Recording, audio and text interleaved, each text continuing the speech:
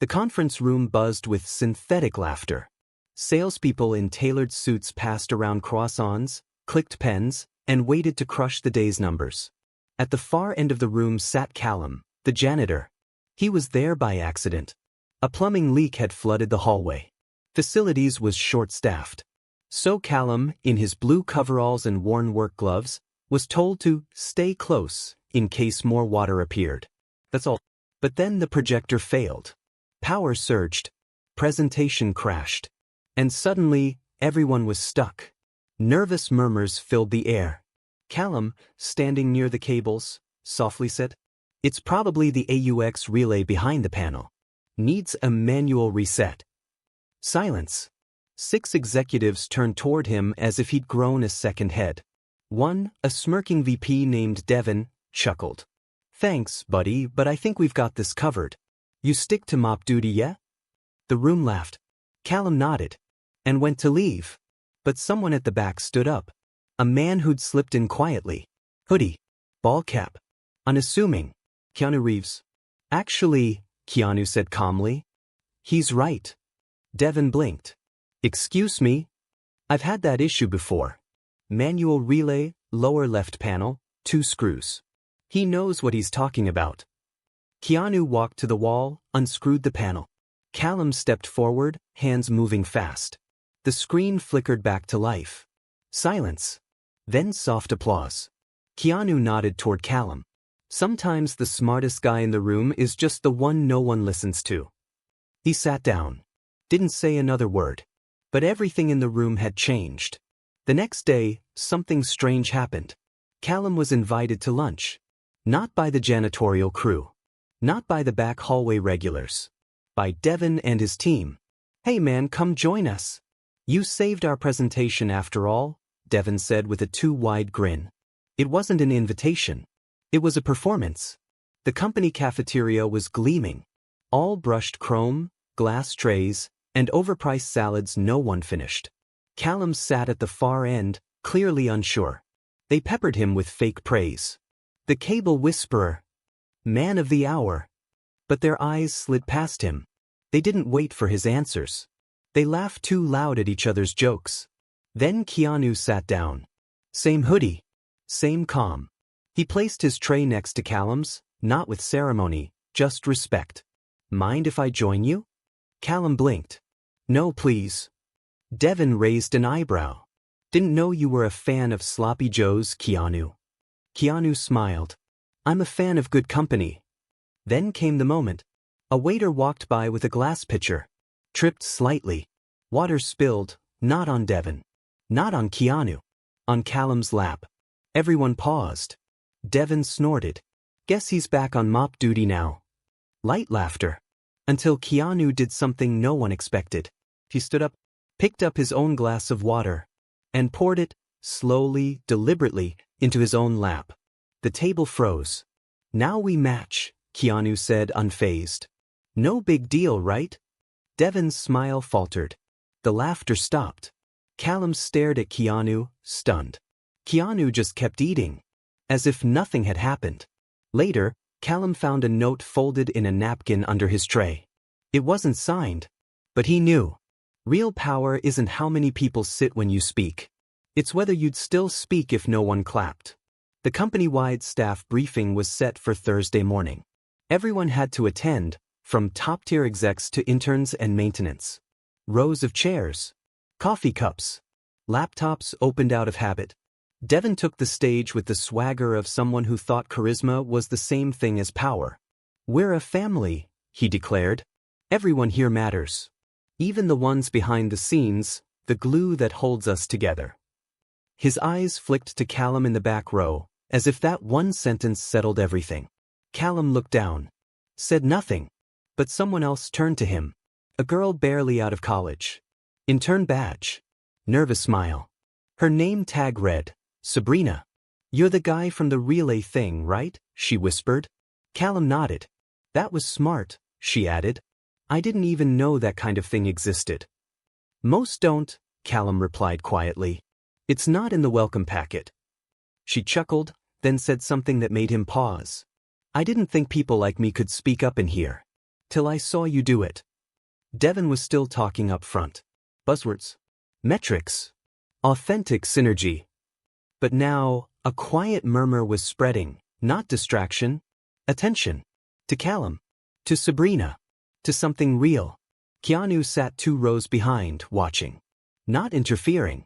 Then he pulled out a napkin and scribbled something down. Sabrina noticed, blinking.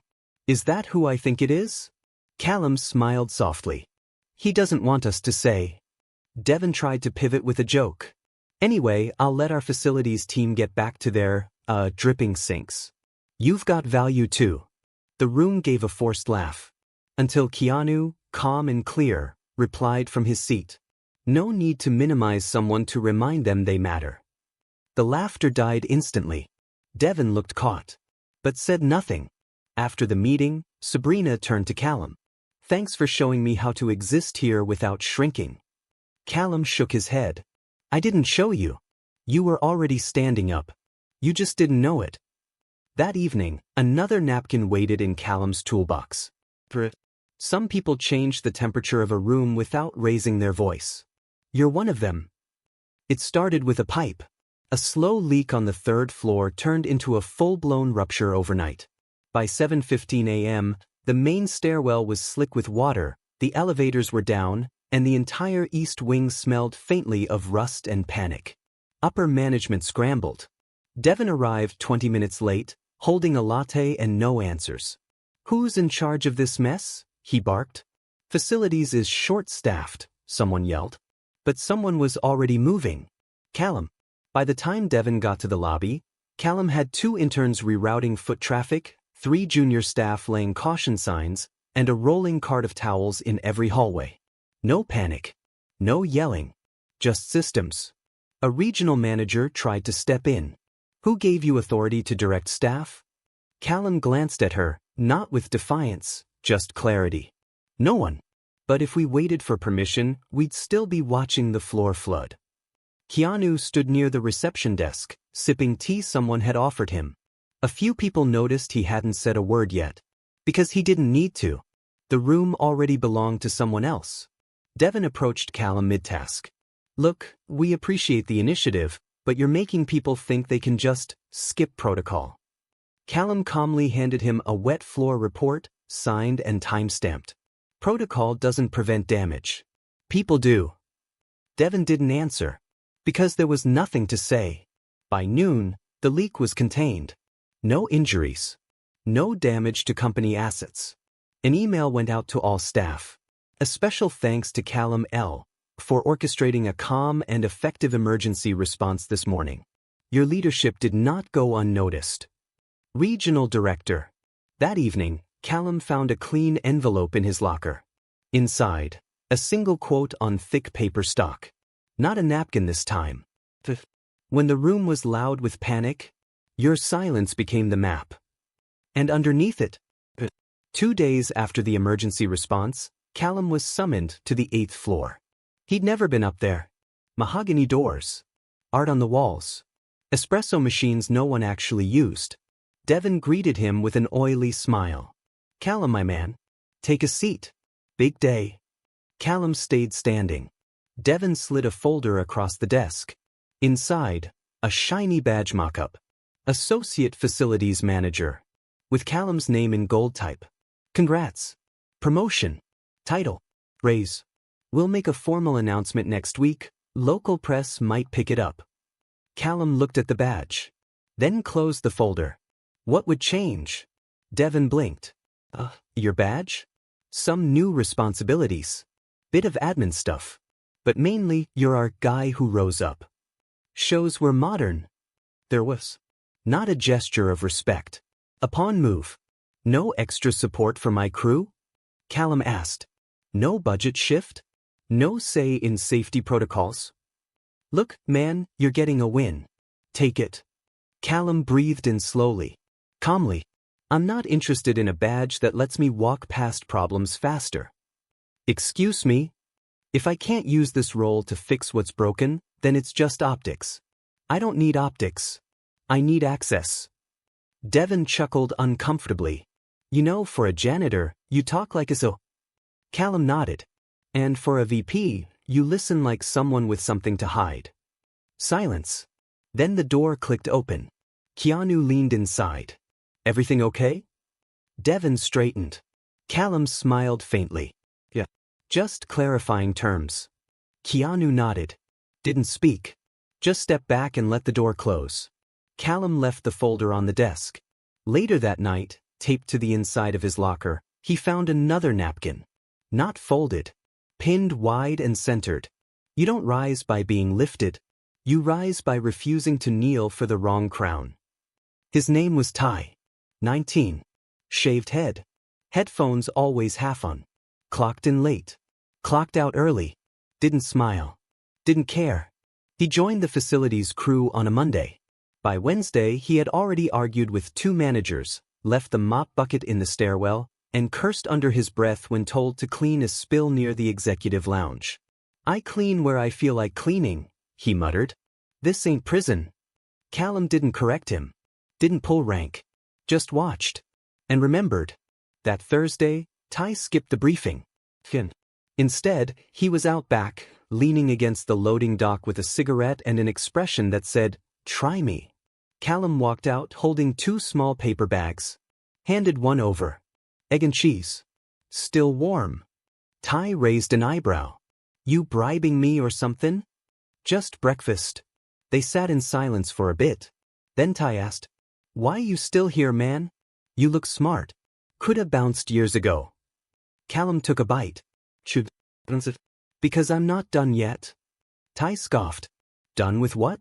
Mopping floors and being invisible? Callum looked out at the lot. You think you're invisible now. But the truth is, you're not hiding. You're just waiting for someone to see you without demanding you change first. Ty said nothing. Didn't need to. Callum stood. If you want out, I'll help you.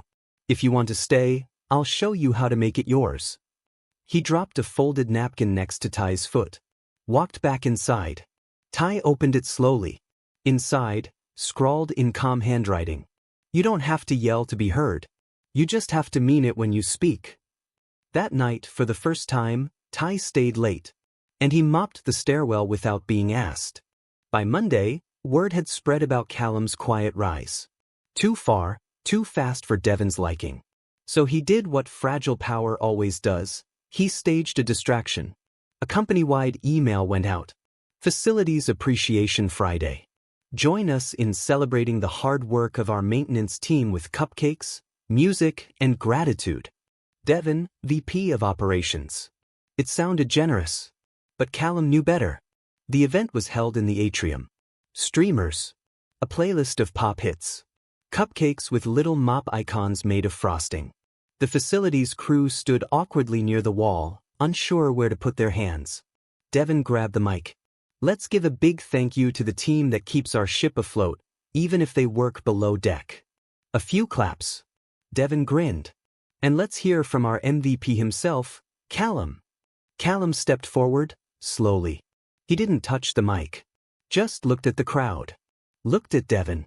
Then gently turned toward the facilities crew behind him. You call this appreciation, he said, calm but firm. But you still won't learn our names. The room froze. You invite us to clap, but not to the meetings that decide where safety budgets go. A few heads turned. You thank us publicly, but laugh when we speak privately. He looked back at Devon. We don't need a party. He turned to his team. We need presence. Every day. Not just when there's cake. Silence. Until Keanu walked to the center. He picked up a cupcake. Took a slow bite. Then turned to Devon. Tastes good, he said.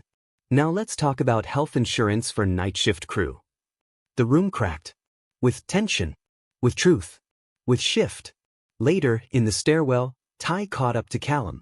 That was cold, man. You iced him on his own mic. Callum smiled. Didn't raise my voice, though. That night, taped to the back of the supply closet door, someone had pinned a napkin. This one wasn't from Keanu. It was Ty's handwriting. Being loud is easy. Being heard without shouting?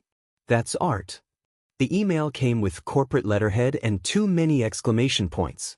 We'd like to invite you to our headquarters for a leadership roundtable. You've inspired a cultural shift across departments. We want to hear how you did it. Callum almost didn't go. But Keanu, passing by in the hallway, stopped and said, "You should. But only if you speak like no one's filming." Callum nodded. "That's the only way I know how."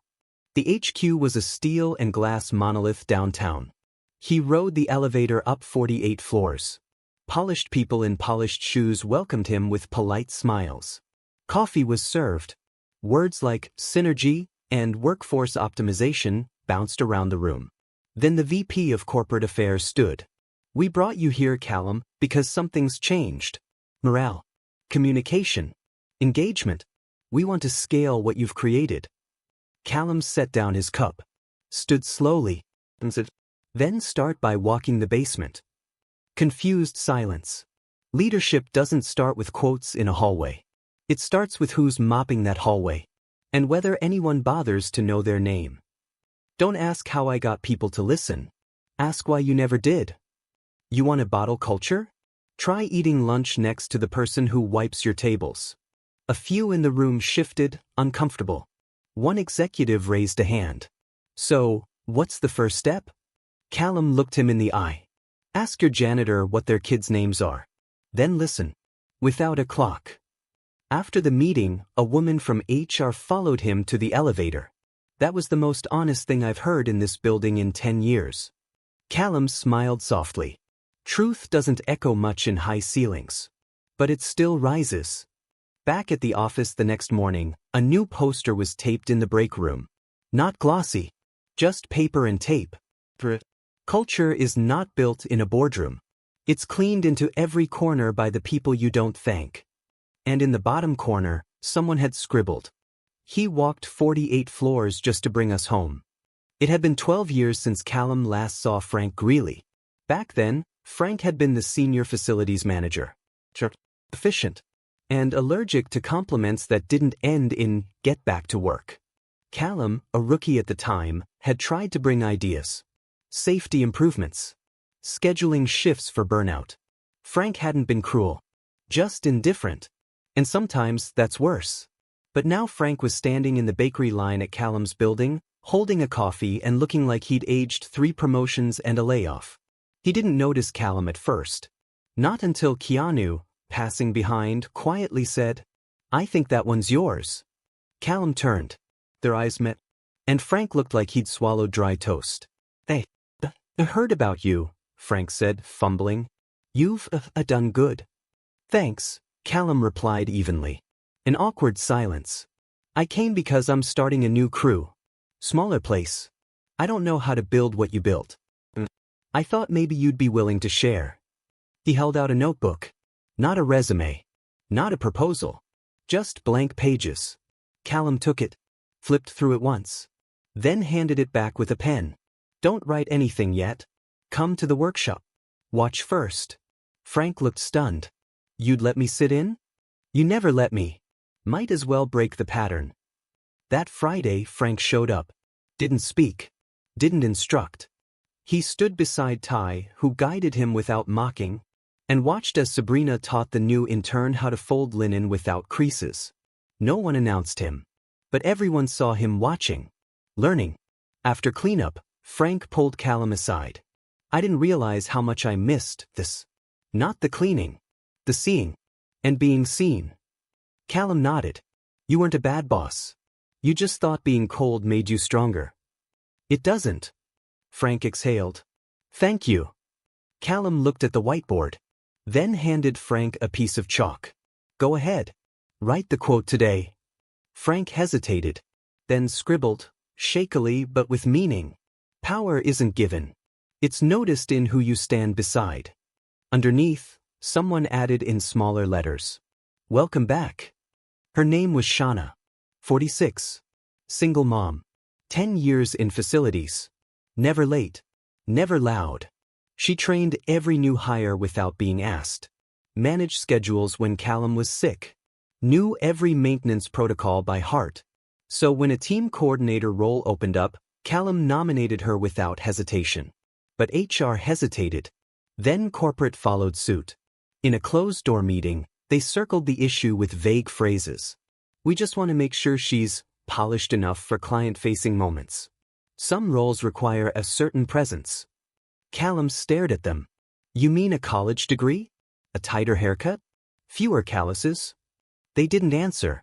Then Keanu, who had been sitting in the corner, sipping his tea like he always did, quietly set down his cup. You know, he said, I used to work construction. Before the movies. Everyone turned. Day labor. Demolition. Mostly cleanup. The crew used to joke I was too quiet to survive. One guy told me I looked like I should be a cashier, not a concrete man. The thing is, I wasn't there to look like anything. I was there to show up. That's what Shauna's been doing. For a decade. Silence. He leaned forward just slightly. If you think someone has to look a certain way to lead, you're not ready to be led. The room had nothing left to say. By the end of the week, Shauna was promoted. She didn't cry. Didn't throw a party. She just posted the updated schedule with a smile and made extra coffee for the morning crew. That evening, Callum found a napkin tucked under the machine. This time, it wasn't from Keanu. It was from Shauna. Thank you for not letting them decide what I was worth before they saw me work. An email arrived on Tuesday morning. Clinical. Final. Effective immediately, all extracurricular use of corporate space must be cleared by HR and scheduled through official channels. Unauthorized activities, including the 6 a.m. workshop, are suspended until further notice. No names. Just a policy. No one said it, but everyone knew what it meant. The next morning, Callum showed up early. Still unlocked the back door. Still folded aprons. Still prepped flour and towels. But the oven stayed cold. One by one, the crew arrived. Sabrina, Shauna, even Frank. They stood in silence. No one spoke. Until Callum did. They said we can't meet here. The pause. Then Shauna said, good thing we're not meeting. We're just standing. Ty added, not like we're baking. These trays just happened to fall into formation. Chuckles. Smiles. No rebellion, just presence. At exactly 6:03 a.m., Keanu walked in. He didn't bring dough. Didn't speak. He just pulled a chair to the center of the room, sat down, and folded his hands. Within minutes, others trickled in. Marketing staff. The security guy from downstairs. A VP's assistant who once fainted during budget season. No one held signs. No one shouted. They just stood. Or sat. Side by side. Like dough left to rise. By 6:45 a.m., someone from HR peeked in. And quietly backed out again. At 7 a.m., the lights flickered. Power glitch. Someone from IT asked if they could use the workshop space to test the circuit breakers. Callum smiled. Only if you bring muffins next time. That night, a single napkin was pinned to the whiteboard. No handwriting. Just a stamp. From HR. Workshop approved. Indefinitely. And beneath it someone scrawled. Turns out silence takes up a lot of space. The spring sun poured through the tall windows. Fresh mop water reflected the light like glass. The ovens were off, but the room was warm, not from heat. From belonging. Callum stood at the prep table, watching a new hire fumble with an apron tie. Darren, 19. Nervous. Asked 3 times if he was doing it right. Callum just smiled. Wrong doesn't happen when you're trying. The apron finally cooperated. Callum handed him a towel, motioned toward the sink. Start there. Get to know the rhythm before the recipe. Across the room, Ty was training a new intern. Shauna adjusted the schedule on the wall without a word. Frank was in the corner, quietly cleaning out a supply bin no one had touched in years. And Keanu? He stood at the window. Hands in pockets. Just watching. Callum walked over. They didn't speak for a while. Finally, Keanu said, feels different now. Callum nodded. It is. You leaving? Callum smiled. I'm not going anywhere. I'm just not the first one through the door anymore. He turned to Keanu. Held out something small. A folded apron. Not a metaphor. Just cloth. Used. For when you need it again. Keanu accepted it. Didn't speak. Just nodded. That kind of nod people give when they understand everything. The final scene? The whiteboard, now framed in glass. Not erased. Just added to. A new quote, scrawled in bright green marker by Darren, the new kid. The mop wasn't the point. The way he held it was. And underneath it all, taped next to a quiet photo of the original crew. A napkin. Faded from time. Still legible. Keanu's first words in the building. Sometimes the smartest man in the room is the one you didn't hear speaking. If this story moved you, leave a comment. Have you ever been underestimated until one person saw your worth? How did it change things? Like, share, and subscribe for more cinematic stories that remind us, power doesn't always raise its voice. Sometimes, it just stands up.